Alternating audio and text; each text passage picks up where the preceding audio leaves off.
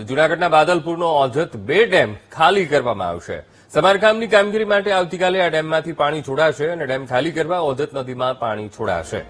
નદીમાં પાણીનું સ્તર વધતા જૂનાગઢ પોરબંદરના 49 જેટલા ગામોને અસર પણ થશે. લોકોને નદીના પટમાં અવરજવર કરવાની મનાઈ ફરમાવી દેવામાં આવી છે. આણંદપુર, શાહપુર, વંથલી સહિતના ગામોમાં એલર્ટ પણ જાહેર કરવામાં આવ્યું છે. ડેમના 6 દરવાજાની સમારકામની કામગીરી કરવામાં આવશે.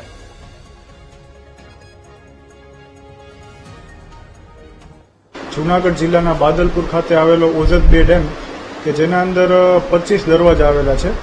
આ 25 દરવાજા જે છે આપણે ફ્લડ અથવા તો જે વરસાદનું જે પૂરનું પાણી આવે એ પસાર કરવા ઉપયોગ કરીએ છીએ.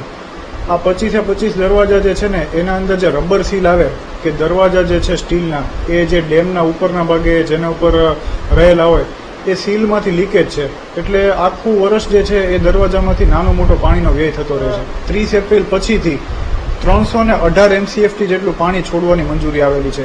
આટલું પાણી જ્યારે આપણે ડેમના દરવાજા ખોલી અને છોડશું ત્યારે આ પાણી નદીમાં વહેવાનું છે અને આ પાણી આપણે 30 એપ્રિલ વહેલી સવારે 6 વાગ્યાથી છોડવાના છીએ, જેથી કરીને નદીના પટમાં જે છે એ સામાન્ય કરતાં પાણીનું લેવલ વધવાની શક્યતા છે. અને નીચવાસમાં આવતા સ્ટ્રક્ચરો જેવા કે નાગલપુર નજીક આવેલ આણંદપુર વિયર, શાહપુર નજીક આવેલ શાહપુર વિયર, વંથલી નજીક આવેલ વંથલી વિયર અને ટીકર નજીક આવેલ ટીકર વિયર ઉપરાંત બીજા જે નદી પરના સ્ટ્રક્ચર્સ અથવા ડેમ જે છે તેનાથી લોકોને દૂર રહેવાની સલાહ આપવામાં આવે છે.